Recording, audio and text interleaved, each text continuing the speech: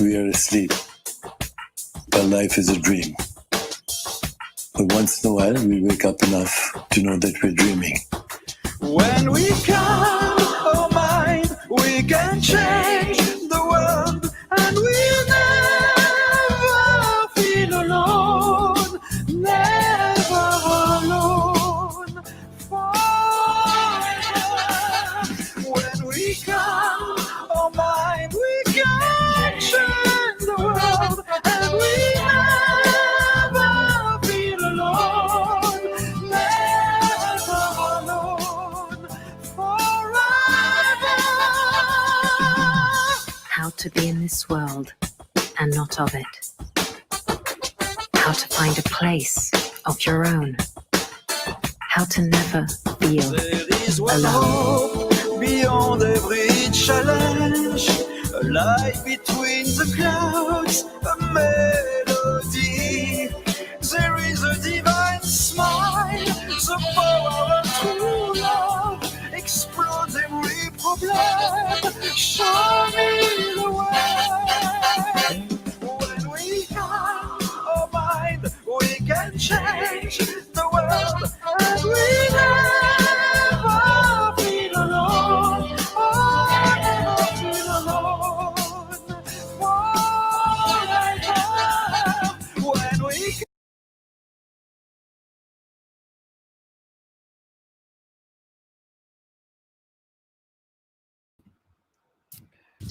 When we calm our mind, we can change the world. Yes, we can definitely change the world. I really believe in the sense of inner peace and inner calm. Anyway, so we're back. It's been a week. This is our new weekly show. So we're so happy to have you. I'm unfortunately not in the studio with Michel because on a personal note, I had to drop my son off to the airport, and he's taking the first international flight out of LA to France that's direct. So that's why I'm not with Michel in the room, but I am very happy to be here with you all. And today's going to be a very interactive show. So our producer, Juliana, gave us an update. So in the next hour, next 45 minutes, if you want to participate in the show, you can just leave on either FaceTube, our live stream, or YouTube. You can leave your identification. So for example, me, Gabriella Wright, at Gabriella Wright, if you want to be featured in here and speak with us around 6:45. So please comment and use all of that. We're obviously using this platform again. I'm speaking a lot because Michel with his French accent, he needs to calm his mind. We need a little bit of fun.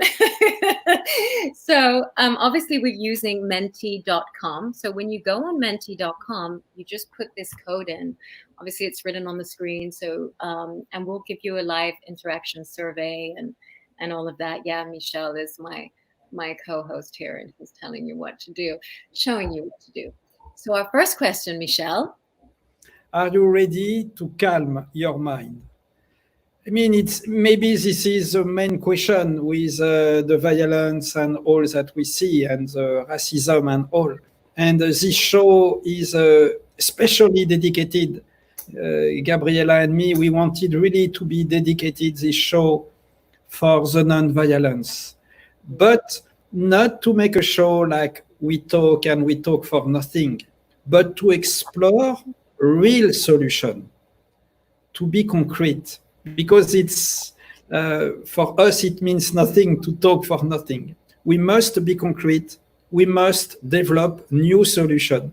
And I must say, I love your quote, Gabriella, when you say, we are the solution. Everyone, we have solution.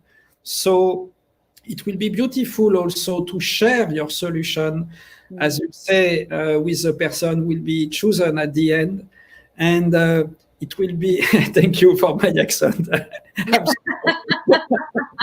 I don't play, I am like that.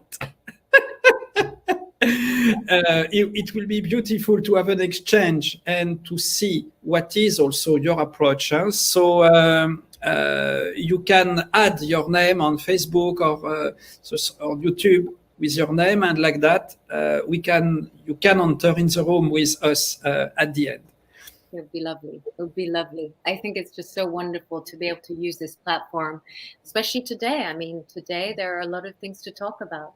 And I think more than talking about, there's a lot of things that we must embody. How do we embody change? How do we embody peace? How do we embody calmness? And how can we embody that so that everyone feels listened to? How do we do that so everyone can experience peace and also freedom? You know, this is what we're talking about today, you know, justice and freedom. And where does that fit in as an individual responsibility? And how do we integrate nonviolence in our way of living? And what does it really mean? So that's what we're going to explore today. And we have the chance to have exceptional guests today in this talk show with Michel Pascal, Deepak Chopra, Reverend Dr. Temple Ace, and also Emily Macass and police officer Amy Boudreau. They will develop a very interesting solution to calm the mind, because I will say we don't reduce violence when we talk about non-violence. We reduce violence when we calm our mind. So this is, with this talk show with Gabriella, it's a talk show to don't talk. It's a talk show to don't have discussion, but our goal is to develop with you our solution. What can be concrete solution? Not a beautiful blah blah, but a beautiful act. Because in our world, spirituality must be concrete. Spirituality cannot be a beautiful talk about the vacuity, the consciousness. 42 million people today have lost their job in America. So vacuity is wonderful, but it's not like that we will help people. It must be a spirituality very concrete, and especially for the violence and for the racism. Our talk show, it's not to ask why. We know the why, as Deepak say all the time, why has not clear answer. The answer is very complex. Why of racism, we know it's very complex. But what can we do concretely to feel better, to don't feel never alone? This is the question of the talk show. And the question of our life. Our life is a talk show. Yeah, I agree. It just depends who we are, either with the actor, the producer, the director, you know. Yes. So we need to define our roles and probably liberate from all of them. And that we'll understand how to do. And the first guest that we have will be Michel Pascal, the founder of Agape. I have spoken to individuals who are on the verge of suicide. And to the best of my ability, I seek to let them know that their life is precious, that they did not create their life. The life is an extension of the Creator presence. And that this presence, by whatever name we choose to call the presence, has given us so much potential. And the potential within us is greater than the problem we're facing. So we don't give up. It may be hard, it may be tough. We may be on the ground, we may be on our back. But there's something within us that's so precious that we have to find a way to cultivate it and express it. The principle is this: potential is always bigger than the problem. So I tell people, please, one day, I invite individuals to do something every single day, just for one day, not for a year, not for 5 years, just one day. Give yourself one more day until you discover that that which is within you is greater than the issue.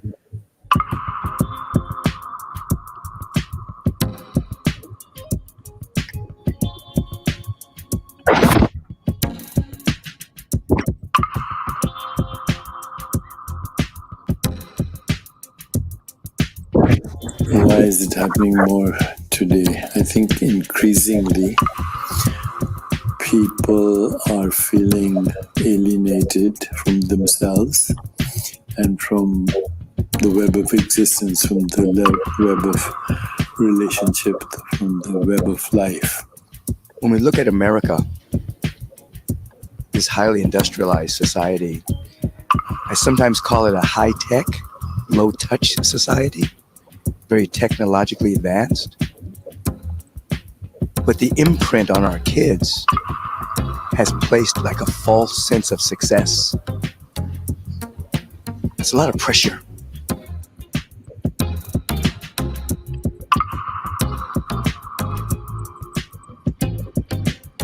Again, the wisdom traditions tell us that all human suffering comes from the illusion of the separate self. And right now, we're living in a world where that separate self is being reinforced through technology, through media, social media. People are being encouraged to be narcissistic. Narcissism is also an experience of separation. So separate self is the cause of all human suffering.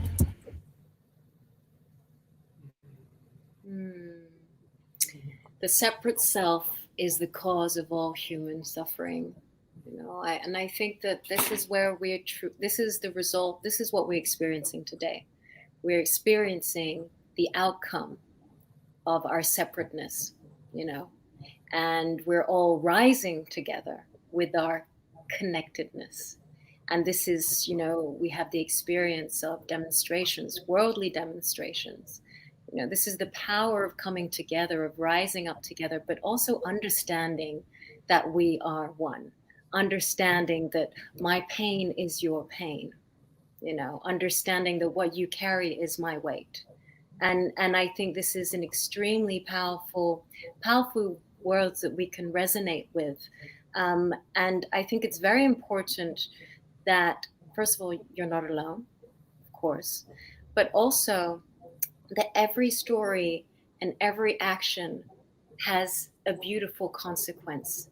And even if you're not there outside on the street, but you can also be, you know, being part of a movement by silently donating, by being aware, by learning new things about how to cultivate inner peace, how to cultivate our non-separate self, how to understand what's going on with Black Lives Matter and educate oneself. And I think the power is with us. The power is with you, the power is with you, and the power is with you. And that's us. Racism, violence, suicide, depression, all come from the stress. And stress comes from ignorance. We are ignorant because, as Deepak explained, and as we know, we have cut our relation with our source. We can say our source, we can say God, we can say Mother Nature. We have cut the relation. So we feel alone. This is the illusion. This is the ignorance. And when we calm the mind, we reconnect to the source. We reconnect to the soul. So you can participate from your phone at www.menti.com. Use the code 718490, baby. How do you feel peace in your life? How do you feel peace in your life? How do you experience peace? I experience peace in silence, actually. I really experience peace in silence, just listening to the slight touch of the wind, the slight fragrance of light. And I say fragrance of light because light always makes the flowers blossom. And so there's a scent, you know, in the air. Silence is full of potential. So as I'm saying this, I'm looking out the window and I'm seeing and I'm imagining, experiencing the clouds on my face, you know, that's the silence. That's how I experience peace. I will say that we experience peace when we stop to think too much, when we stop to talk too much. We live in a world we are too much complicated for nothing, and we talk for nothing.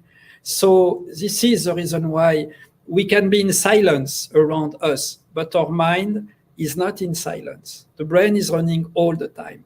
too much complicated, too much thing, too much thought.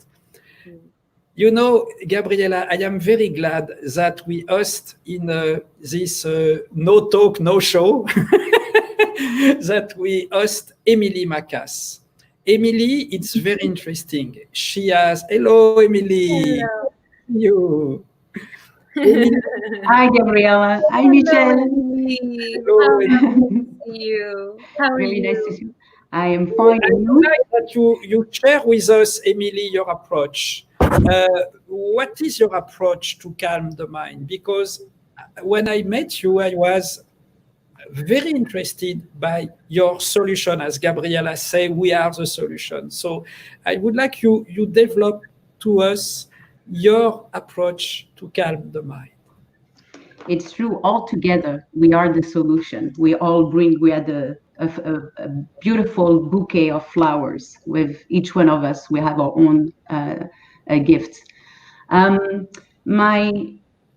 My approach is connected with my personal story. To be human, Deepak says, to be human is to have a story. And I am coming from a childhood that was traumatic. My mom battled deep depression, was suicidal most of my childhood. And I witnessed a deep sadness all her life. Late 20s, I was diagnosed with an autoimmune disorder, and I understood with the example of my mom, her story, that the emotional pain that I was, the physical pain that I was experiencing was connected with a deep emotional pain. And that is when my spiritual journey started. We'll say the spiritual awakening of self-discovery and healing. And when I use the word healing, it's connected with the memory to reconnect of our true essence, a wholeness. That's who we are. So I work with energy. I am an integrative Reiki master. That's the title. I don't really like the titles, but I will say the secret ingredient is, for me, creating a space where people feel safe, a space of non-judgment, because I'm no one to judge, a space of love. And it's not just words. Love has a frequency. Yeah. And you cannot try to mask it. If you feel it, you will transpire love. And for people to really start, first of all, is they are coming, they don't know me. We have to create this trust in between us. So it's a lot of one-on-one. But I have to create this space for them to unpack their baggage, to share their story. And I start leading the way with my own story, with my own experiences. So then the connection starts there. Makes sense. Not because I have the answer, because the first thing that I say, because I work with energy, yes, I'm able to feel the distortion or the blockages in the energetic field, but I don't have the answer. I don't have a magic wand. Each one of us has to find their own formula. That is the secret. So you mean that when the person come to your room, the person feel quiet, safe, and like that, it helps the person naturally to feel the answer in the heart. This is what you mean, Emily, if I understand. Yes, and you cannot you cannot teach what you are not. You cannot teach what you don't know. It is something that people will feel it when you walk the walk. When you really went to that experience of life, and you really went to this deep, challenging, because healing is not an easy road. It's not a quick fix. And that's the work that I provide with people is not a quick fix.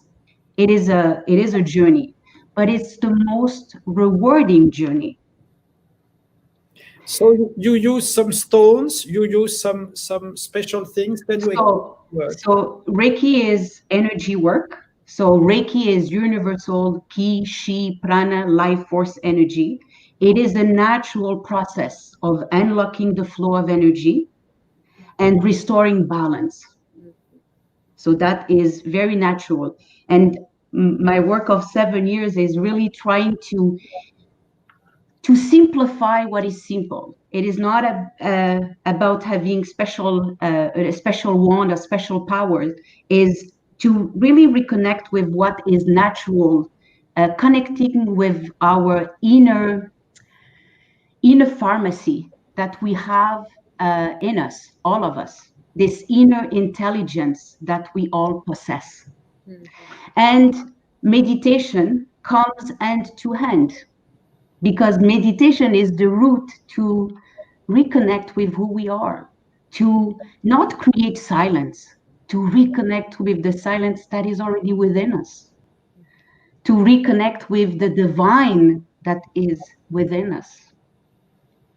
The answers are within us, but because our mind is too many thoughts, we are not able to see clearly, and we are not able to reconnect with our true essence. And our true essence is what?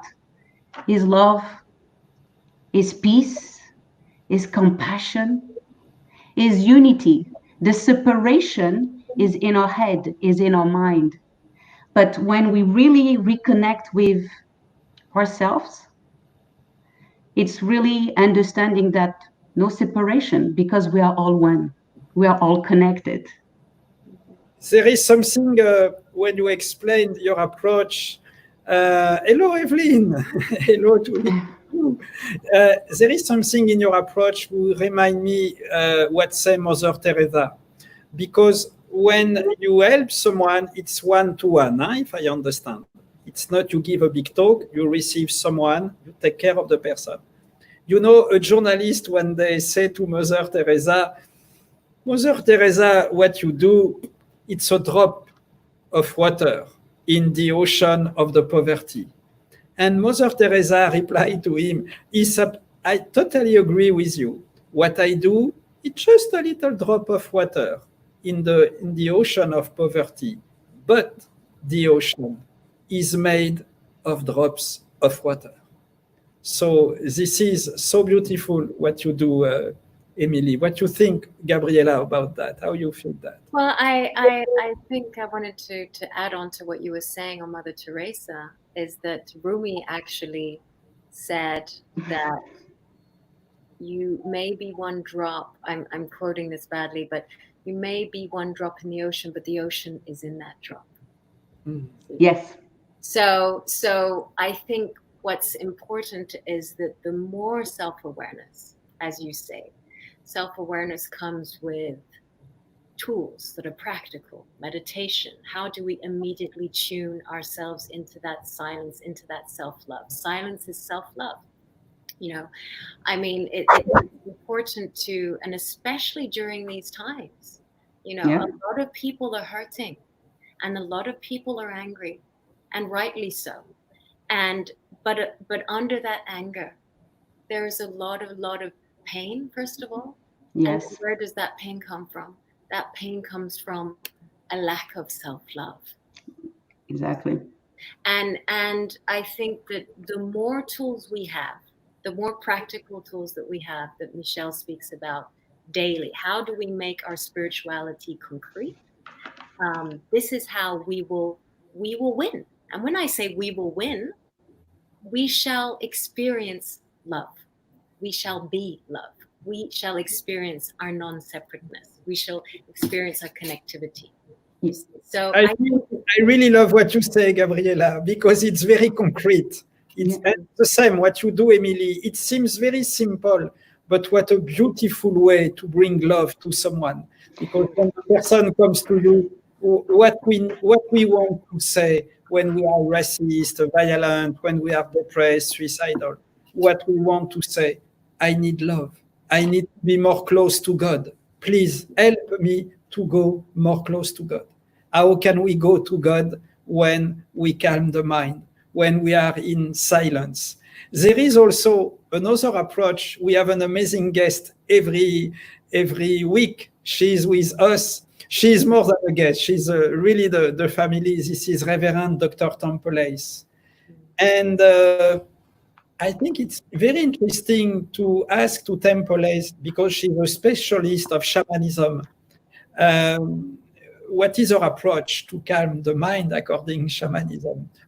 How do you feel shamanism, you, Gabriella? Tell me. I interview you today. Oh, yeah, I'm like, wow. I think shamanism, at least, not that I think, I don't want to use that word anymore, we're thinking too much. I experience shamanism as an alchemy, meaning a transformation of our senses. You know, and here we are. We have Reverend Tempelace.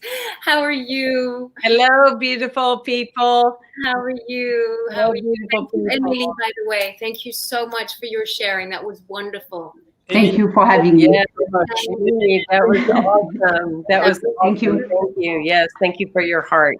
Yeah. The little Mother Teresa of Toronto. Yeah. Well, next time we can fly, we'll all be in Toronto in her nest. Okay. Temple, I'm so Yes. happy. How are you? Hi.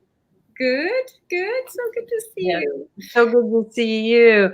Well, what I love about shamanism is one part way before computers or any way of international connection, you know, journalists would travel all over the world. And what they discovered is that people practice the same way. They practice intuitively. They practice from the messages that they had received from inside or from the teachings of their elders. And to me, that's just so powerful, because it says that ancient practices will always rule, you know, will always thrive, because they are what have co-created this universe since the beginning of time. So when I look at the shamanic practice, I think of two major words: infinity and wholeness. Infinity and wholeness. And so for me, if I'm caught into the clutter of my mind or the challenge or the problem, I can bring to my awareness the word infinity. And then there's a big breath with that, because it's like, well, wait a minute. I haven't thought of every solution. Wait a minute. There might be another answer here. And when I think of the word wholeness, then I'm able to start taking a deeper breath, relaxing into it, like, well, I am whole. You know, 99% of me is whole. And I have this 1% thing that I'm actually working on. I think also Michel and Gabriella, and those of you that are tuning in, you know, what we learn to do in our practice when we're talking about, or when I'm talking about calming my mind, I think often people, they want to be quick to dismiss and discount that, because they go, oh, what are you talking about? You know, my mind goes all the time. I have 12 people talking in there. What we're talking about is that things that are happening in your life are out here. They're not inside here. And you get into a common practice that your problem is out here. It's not inside here. And you learn energetically and with your physiological self to practice how to keep your problems outside of you instead of bringing them inside of you. And when you know you're bringing it inside of you, you start having an identification like, oh, I have a stomach ache. Oh, I have some anxiety. Oh, I feel something in my gut. Oh my gosh, I feel sweaty around my palms. That's your measure, because then you know that you have started practicing getting married and dating the issues that you have, rather than keeping them outside of yourself. Does that make sense? The two of you identify with that, because it's a necessary practice. When we talk about mastering our emotions, we're not saying you're numb or like you're a mannequin or you're a walking dead person. We're talking about literally that you are keenly aware of your emotions. I'm deeply upset. about what has happened to George Floyd and the injustice and the brutality, but it's out here. Because if I bring it here inside myself, what good am I to anything or anyone? Yes? What good am I to go and take a march or do a protest? Because I will be so outraged and so a mess that I won't be heard. So it's the practice of without it coming into your body.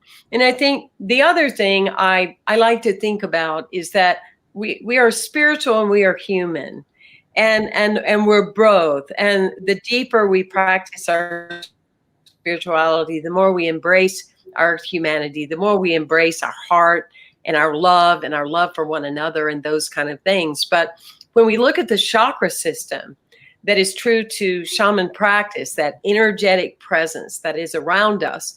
So many people, in my humble opinion, Michelle, in my humble opinion, so many people spend so much of their energy below the navel. On their physical body, their mental body, and their emotional body. Let me just keep those fixed all the time. Let me feed those. Let me. I generally say, "Oh, right? I have a lower chakra problem."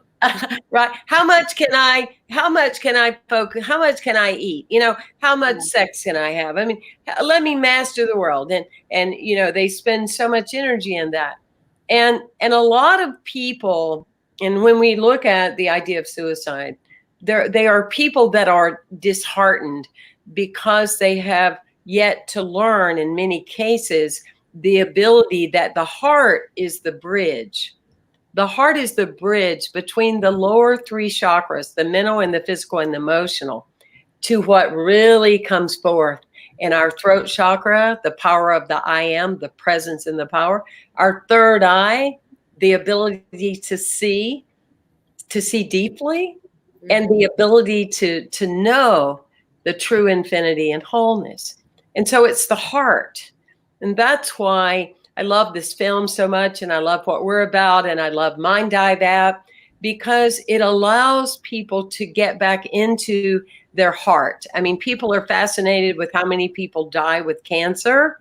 And that, you know, is worthy of much compassion and empathy. But one of our biggest issues is people who die of heart issues. To me, that tells us a lot. It tells us a lot about the heart being closed, about people that do not grieve properly, about people that hold back because they don't want their heart to hurt. And ultimately, in the greater scheme of things, the heart remains in pain because it's blocked. And therefore, the presence of who we can really be is only in the shadow, rather than our ability to live from a place of the divine light that we are. And that's my idea today, and I'm sticking to it. This is so beautiful. You know, there is something interesting. You talk about George in Minneapolis. Yes. And everyone we have now his last word, like a prayer that he sent to the world when he say, "I can't breathe. I can't breathe." Yes. But when we talk about to pray or to meditate, this is a breath. Yes. So very interesting to see that George, in his last words, he crystallized all the suffering of the world. We can't breathe. We can't breathe because we are too much stress. We are too much outside, as you explained. We can be homeless. We can be soulless. We lose our soul. I need to breathe. I need to breathe. To pray is to breathe. It's to breathe. So it's very interesting when George says that, and his last words, for me, it's a prayer for the world. That is. Absolutely. And really, I want to say, Temple, again, how your talk, your approach really touched our heart, Gabriella and me. This is so concrete, my baby. This is Temple. This is the future of spirituality. We have in the future of the spirituality also, and we see you at the end of the talk show, Temple. Yes. Like Thank you so much. Thank you. We love you, Temple. We love you. Yes. Thank you. And we have also someone very, very unique because she seems a James Bond girl. No, she's a police officer. We need James Bond in the police. Right? Yeah, we do. I fool a lot of people. Good. Undercover yogi. We love that. Right? It was, Very good to see you both. it was the first time that I met a police officer in my life who talked about meditation, mindfulness, to calm the mind. So, dear officer, we have a question for you. First question, very simple. The question is, what is your specific approach with police to calm the mind? What is your approach? So before I get into the approach, I just want to paint a picture about what officers actually go through, or what they kind of experience in a day. And then I'll kind of share a little bit about my story, and then that'll kind of answer what I've discovered and what I use. So police officers and a lot of other public safety personnel, especially police officers, though, are constantly having to be on alert, having to be on guard for different types of dangers, and just visualize the worst case scenario when you're going to certain calls for service.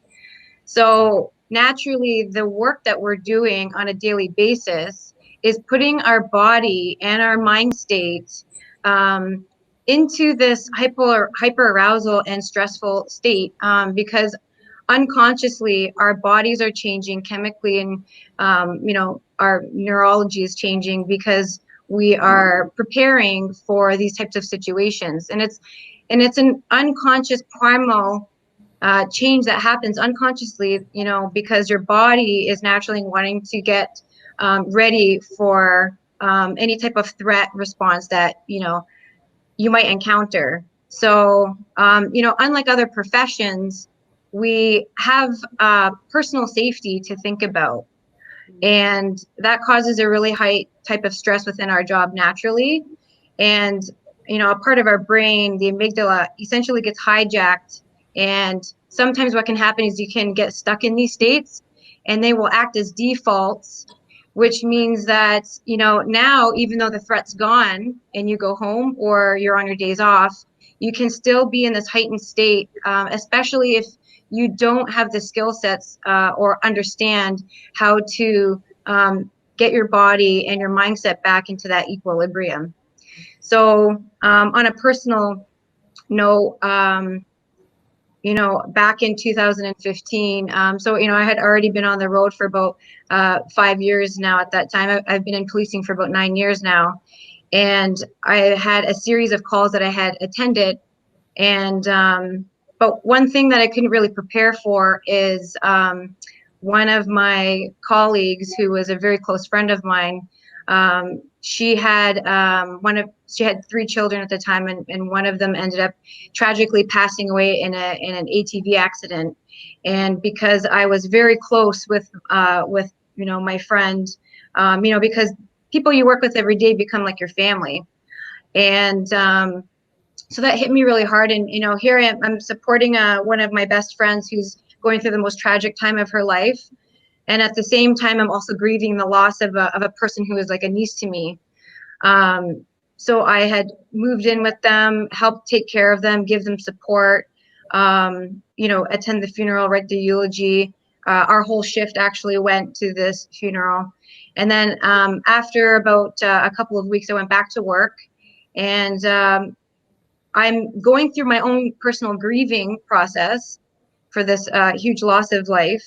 In my life. And then I have to go and now take calls for service, where you're seeing people sometimes at their worst, or you're trying to help them. So shortly after I got back to work, there was a 7-year-old that had passed away from choking. I attended a call for a double fatal car crash where a young 20-year-old couple had passed away in a car accident. And then I also had a Good Samaritan that ended up passing away from a road rage incident. So that all compiled within a very short period of time. And then I could feel that I wasn't myself at that time. I was, how I was handling calls, I was emotional. things that would trigger that response in me because I was going through that grieving process. And, you know, during that time, you know, you feel isolated, you might feel irritable, easily upset. So these emotions kind of change. And so at that time, I had to really figure out, you know, what was going on with me and how do I move past this period of my life. I ended up going to Thailand for about a month, and I learned everything about meditation, sitting meditation, moving meditation, laying meditation, and the understanding of how it actually changes the brain and your mind and your physical state. And with that information, I really was able to find calmness and peace and be peaceful in my life. And with that, I wanted to share that with other officers. So when I had returned, I actually had started organizing meditation sessions at a local temple, and we had positive feedback, and both men and women both got involved.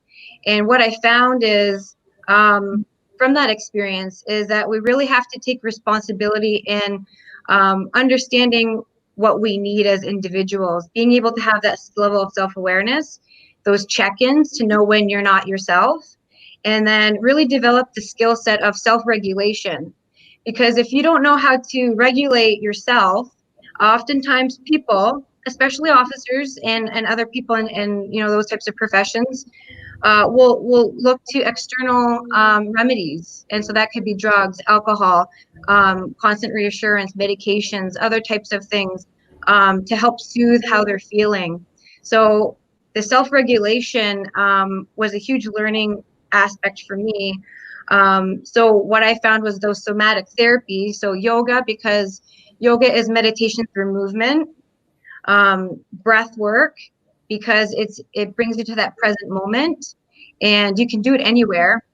You can even do it in your police cruiser, you know, or in between calls, right? And one of the things that Michel has talked about is being in the chaos, being able to calm your mind in the chaos. And one thing that we would discuss in our meditation sessions was everybody would say, I love these classes, they're amazing, but I go home and then my children, you know, they're there with me, and or I go to work and it's stressful. And so there's this dichotomy, and how do I continue this mental calmness and in this mental state while I'm at work and in the chaos? So the idea is to continuously be practicing when you're at the calls, in between calls, you know, having that level of mindfulness and awareness of how your body's responding and reacting, and then changing. So using those breath work practices, breathing from the belly, so that, you know, you're activating your vagus nerve, which is naturally going to start calming down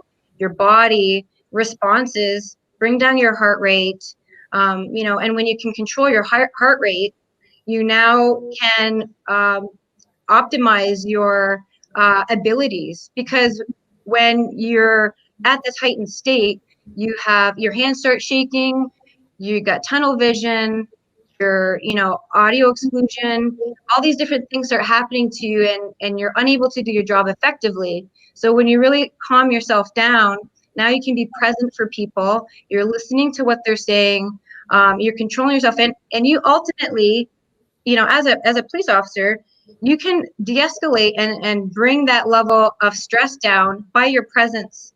If I show up at a call and I'm calm, you know, I have the ability to now affect those people around me and bring down, you know, because my heart rate is low, there's a vibration, I feel calm, which naturally will make other people feel calm. So even though I'm doing the work on myself and I'm doing those practices, ultimately it's going to help create not even just cohesion in my own body, mind, body, spirit, but also social cohesion with the people that I'm coming in contact with every day. And so I think it's really important that officers do have those types of daily practices where they can have that level of calmness. And what I really liked is the Reverend Hayes mentioned about the heart, coming back to the heart and how you care for people when you're out on the road, and showing that empathy and that compassion, because we're all human, and even officers, we're humans, and the calls that we go to, that affects us. So another thing I learned too is holding space for people, but not having to feel like you need to carry that on with you, and bring that home, because that can also weigh in on you as well over time. So, Amy, thank you so much. We love you, we admire you, and you are an example, especially with what's happening to George in America and all these situations that we live all together. It is a symbol in this talk show that a police officer talk as you talk. It's an example for each of us. It's an example. Thank you so much. Thank you, Amy. thank you so much for having me. Thank you, Amy. That was wonderful. I'd love to hear more. Obviously, we're running a bit short on time, but I would love to extend this conversation, and maybe we can have Amy who can come back, because I'd like to explore different angles of approach of what we can truly do as, first of all, as active citizens, worldly citizens, Americans. I'm not American, but I support the Americans and Black Lives Matter in this struggle right now. But what can we do to support them actively? And what are the possible programs that we can co-create together, that we can put in effect immediately, so that the stress levels of officers decrease, so that they don't inflict, certain obviously injury and violence and all of this on other people, but also how can they experience nonviolence themselves, and I think I would love to explore this more with you, so that we can find and be the solution and be there for one another. And I really like that point that you brought up, because if you're in this state, there could be a tendency to overreact to certain situations, or underreact, if you're unable to, manage yourself that way. So, and we were born to learn how to be ninjas and like jump off cliffs and, all of this. I mean, maybe, but just to bring a little bit of I would say love and lightness of being to this conversation. But I just think that we can really change, and this is the moment that we can do it. And it's with people like you on that side of awareness that will allow change and systemic change. But there is something that together you are creating since a few minutes. You are creating an amazing TV program with 2 James Bond girls. Michel always wanted to direct her. I'm serious, because also an officer must be an example. Yes, an officer has a spiritual responsibility. You must be an example of calmness, of poverty. So we come back all the time about the most important, not to calm the mind in a Buddhist temple. It's easy, everyone can do that. But to calm the mind in the chaos. How can we quiet our mind in a situation extremely stressful? This is the main question. Because at this moment, if you as an officer, you develop, as you explain with your heart, a peaceful vibration. And I love our friend Mitch Abbs, the famous scientist in Toronto. When Mitch has a lot of work and experience about the brain, it's so important to calm the mind. There is a person that Gabriella and me, we love, because when he talks, he calms the mind immediately. This is Deepak Chopra. Deepak is very calm. It's rare to meet someone in spirituality who is calm. We have the chance to have Reverend Temple Ace, Michael Beckwith, and Deepak Chopra. So, Amy, we really want to say thank you to you. We are very touched. We want to explore more things with you, with Gabriella. It's really a call. And I think this exchange that we have together, maybe this is the beginning of something big. It seems this is what we really feel. And Gabriella and me, we agree all the time by telepathy. We don't need to talk. But stay with us, and we see you at the end. Huh? Yeah, sounds good. Temple Ace, Thank you for having me on here. Thank you. Yeah. Thank you. We love you, Amy. We love you. This is a moment of Deepak. Please.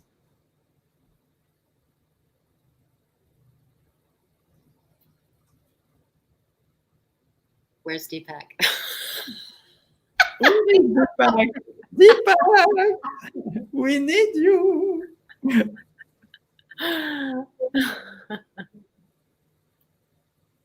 Omnipresent, always there. But how can I be healing for people who are experiencing mental unwellness and anxiety and depression? So it's been said that to be human is to have a story. Everybody has a story. Otherwise, they're not human.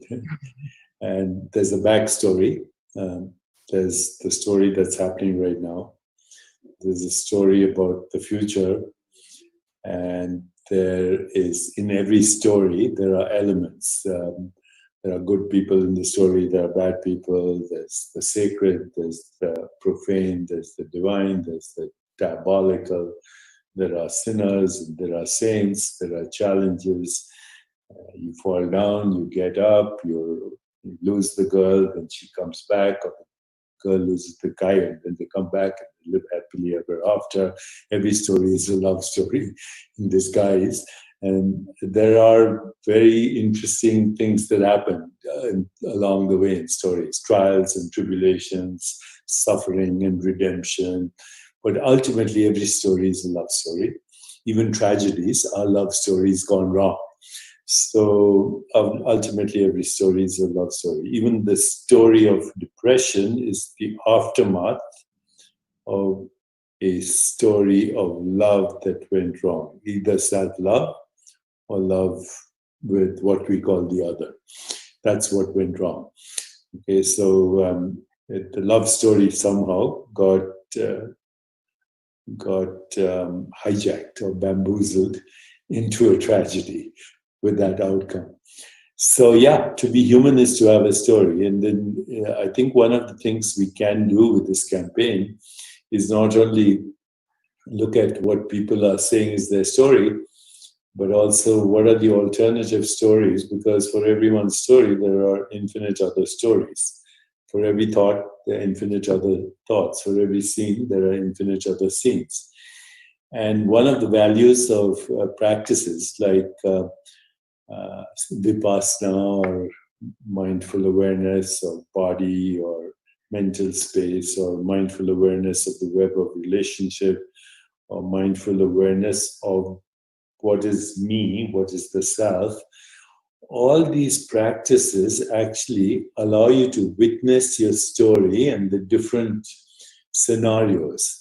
And ultimately, with these practices of self-reflection, self-inquiry, transcendence, mantra practice, body awareness, awareness of mental space, awareness of perceptual experience, awareness of awareness, awareness of relationship, awareness of the ecosystem, the web of life. I know I'm listing off a lot of things, but each of these helps you realize slowly that you are the creator of your story. You're the producer, you're the choreographer, you're the director, you're the hero, you're the villain, you are the sinner, and you're also the saint. You are the divine, you're the diabolical. Now, you can choose which part you want to play while recognizing all the other parts are different aspects of yourself.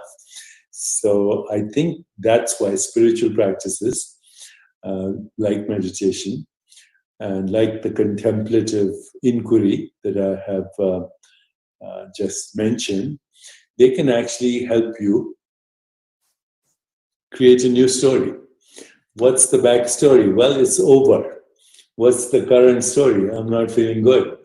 What's the future story? Where do I want to go? When I get to the mountaintop, what will I see? What are the challenges along the way? Who are the people who will help me and who are the people who are going to knock me down?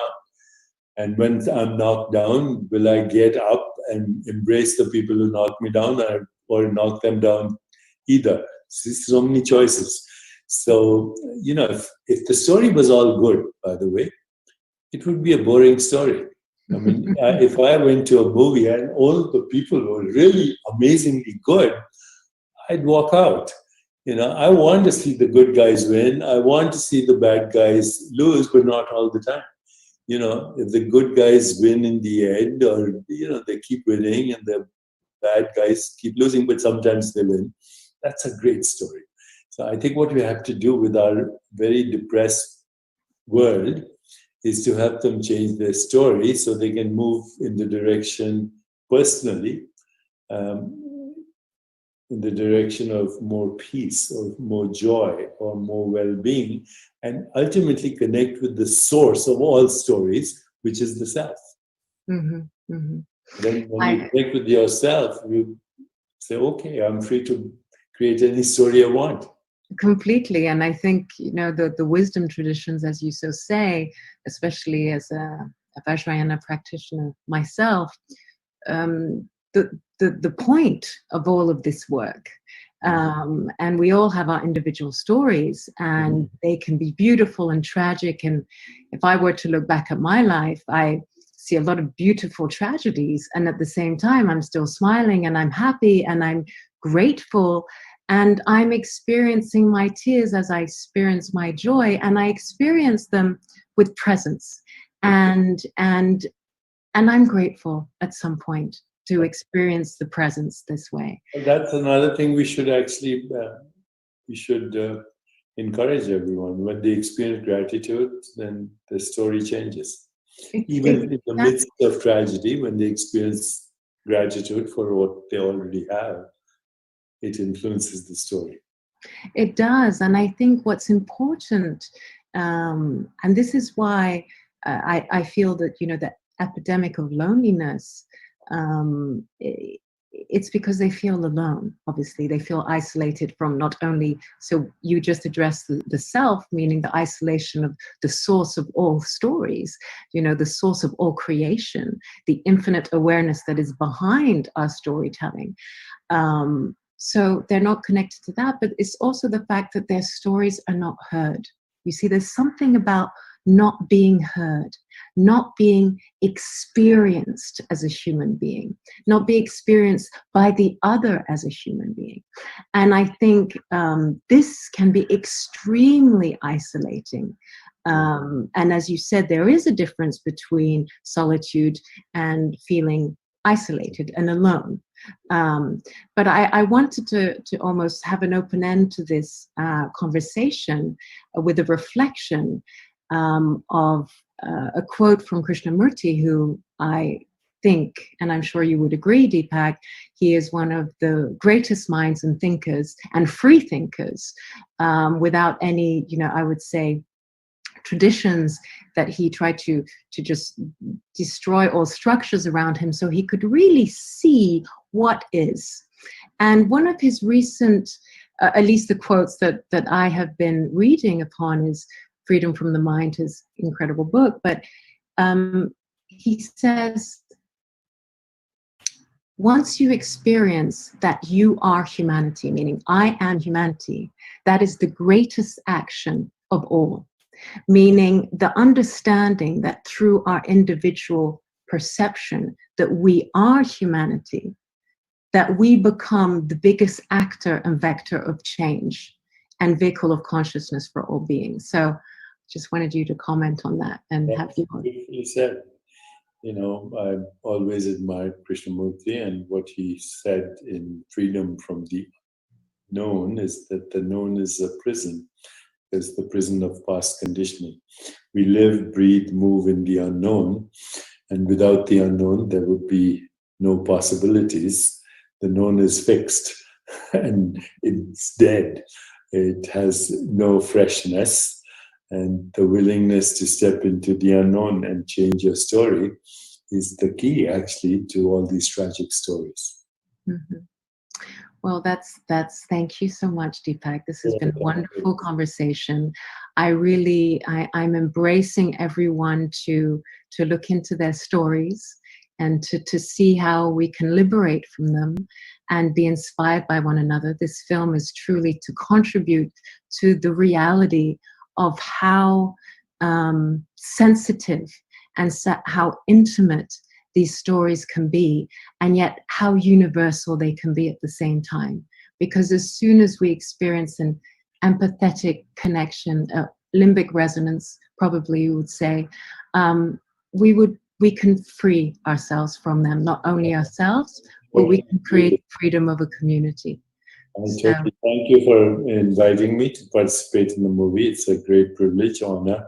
And ever since, our conversation started, I've started, normally when you meet people, you say, how are you? Mm-hmm. What are you up to? Where are you? I now say, who are you? What's your story? I love that. Who are you? What's your story? Okay.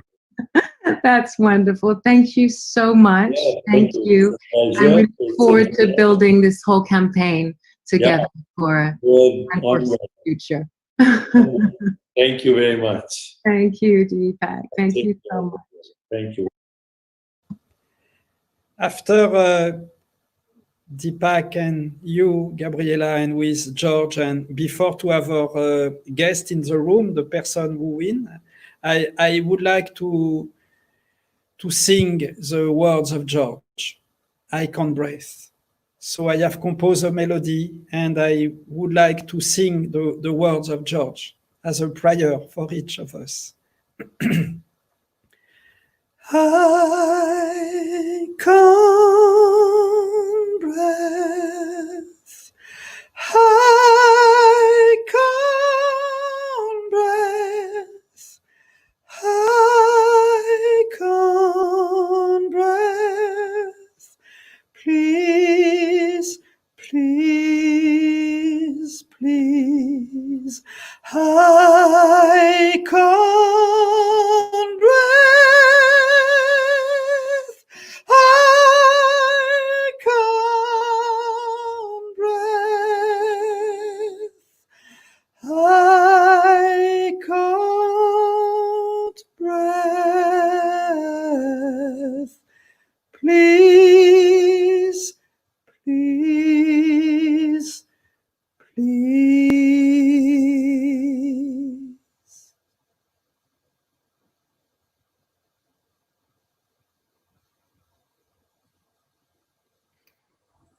That's beautiful, Michel. What a surprise. But I'm not surprised because your work is all about tuning.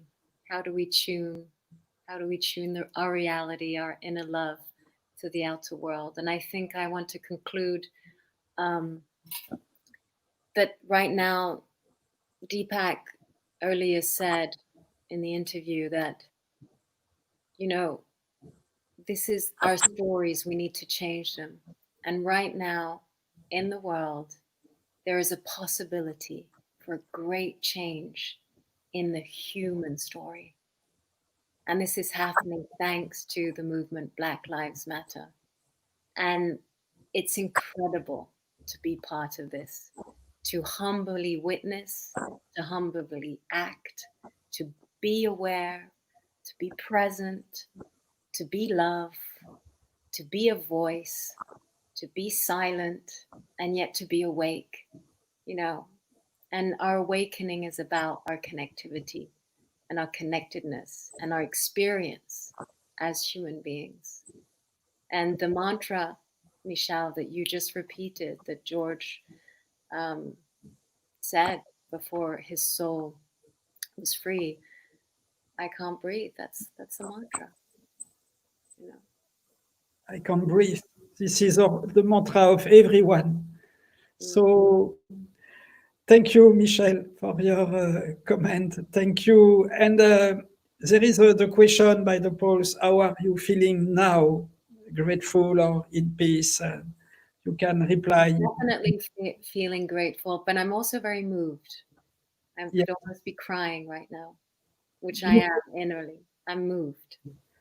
You can also discover our film, I Am Never Alone, with Gabriella and Deepak and Temple Ace and Michael Beckwith, because this film is on Vimeo in a director's cut. We changed the film. We're still making the film, by the way. We film tomorrow.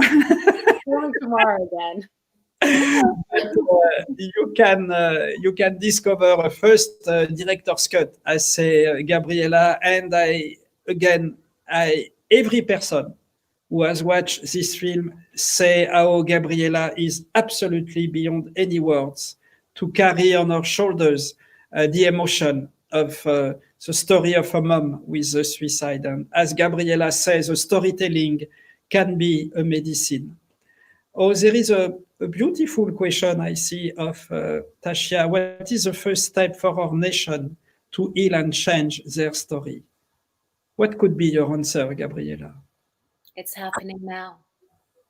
This is the first step. We're together. We're experiencing our pain together. We're experiencing our tears together. We're experiencing our anger together. And as Temple Hayes said before, the anger is outside. Don't bring it into you, because otherwise you will experience a lot of turbulence, and we don't need turbulence. Ahimsa, non-violence, no. Inner freedom, inner peace, and that's the extended body is the world that we live in. So this is the step that we're doing. You know, we're in it right now. We are rewriting history as a collective, and we are supporting those who need it the most, and we must support their voice. To finish this talk show, I would like to propose to you, my Gabriella, something special. There is you, and there is also Emily, Temple Hayes with us. They will appear probably on the screen. Everyone will be with us. And I would like to invite each of you to sing for George, to sing for what's happening, to sing his mantra. When George say, I can't breathe, this is what we need to do. This is also the first step. There is no many steps. There is one step, to calm the mind.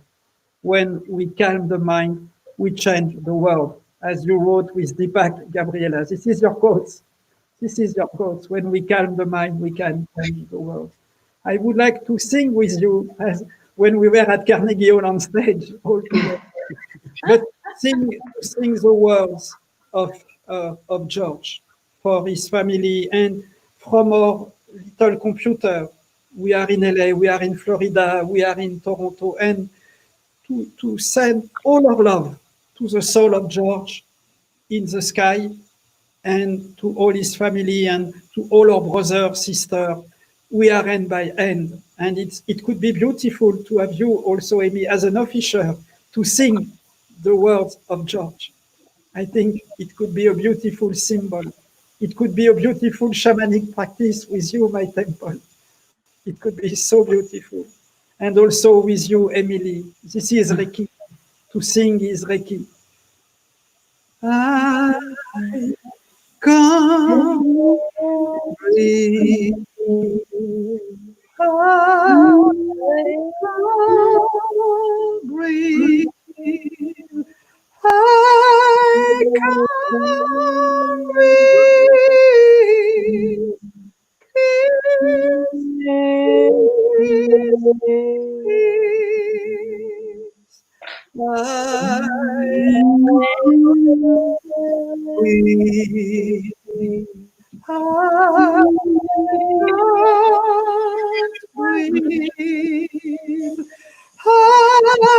can't breathe.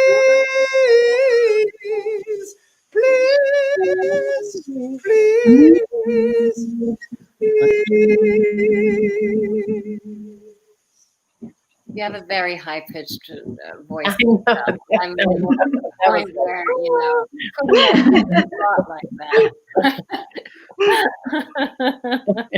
I would like the last word with each of you. First, you, Emily, what you would like to share with each of us in a few seconds. What could be your message, your hope after this exchange all together? Did you say Emily or did you say Amy? Emily, first you. First you, Emily. Well, that together we can change the world. It starts with us. When we carry love, then it transmutes to others. And we, with our transformation, our personal transformation, it brings social transformation. So together, we can change. We're already changing the world together. Amy, Mr. Amy, what you would like to give as a message for each of us? If it was our last day today, what you would like to say to each of us? First, I want to say I appreciate, the invite to come on to your show. I think it's important that we use our platforms to share messages for the greater good. I don't think this is a time to stay silent. This is a time for people to speak up, and speak about what's right, and have humanity in mind, and find that goodness within you, and share that with others. Let people know who need it, that you are an ally, and there's an ally, there's allyship. Even though you don't maybe experience somebody's experiences or their version of their stories and how they live, it's important that you recognize maybe where they're coming from. We talked about empathy, and even if you're afraid to say something because you don't know if you're going to say the right thing, it's better to say something and figure it out together than not show your support in that way. So I think it's really important to speak up and use your platform to bring people together. Yeah. Thank you, Amy. Thank you. We love you. And you, my temple, my spiritual leader, my Rinpoche with the blonde hair. Oh my! Well, I love this time. Like Amy and Amelia have said, we are at this place of a tremendous momentum. And I don't recall, at least on an international level, ever having this kind of momentum before. For us to look at the shadow and darkness of racism, and it's time to be engaged and to speak out and to stand up. And I consider myself a spiritual person rather than a religious person, because I don't want to divide and separate from language or from belief systems, but I really love the statement, love your neighbor. And it says, and most people skip this, love your neighbor as yourself. Mm-hmm. But not like, oh, you're doing your neighbor a favor. Like, oh, look at you and your ego. Oh, you love somebody and you gave away, free toys. No, you love your neighbor as yourself. And when you have hatred or resentment or because someone is Black and you disassociate from that, you're really shining your insecurities. And so learn how to love your neighbor as yourself, because until you fully embody that quest, it's very doubtful of how much you love yourself. So that's my concrete answer, Michel, for the night. We really, Gabriella and me, we really want to say also thank you to Juliana, our producer.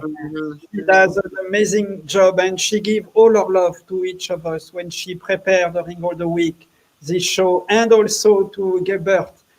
He's in Colombia. He makes an amazing work. It seems so simple when we see the result, but this is a talent when it seems like that.